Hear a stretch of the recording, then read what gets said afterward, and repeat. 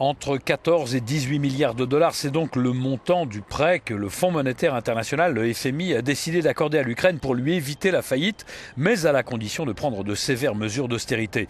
Dès jeudi matin, le Premier ministre ukrainien Arseniy Yatsenyuk a présenté devant le Parlement un ensemble de mesures de réduction du train de vie de l'État, comprenant notamment une baisse de 10% des effectifs des administrations. Le Premier ministre a prédit jeudi des réformes douloureuses pour les Ukrainiens.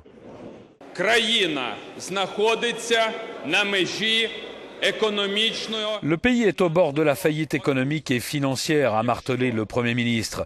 Si ces lois ne sont pas acceptées, nous prévoyons un défaut de paiement et nous prévoyons aussi une baisse de 10% du produit intérieur brut ukrainien.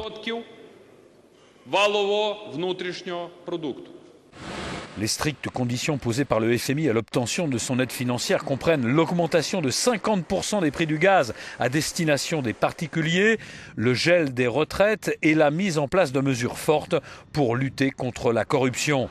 Le Fonds monétaire international a également insisté auprès de Kiev sur la mise en place de nouveaux programmes d'aide sociale touchant 30% de la population, les plus pauvres et les personnes âgées notamment, pour remplacer l'arrêt des subventions sur le gaz à destination des particuliers.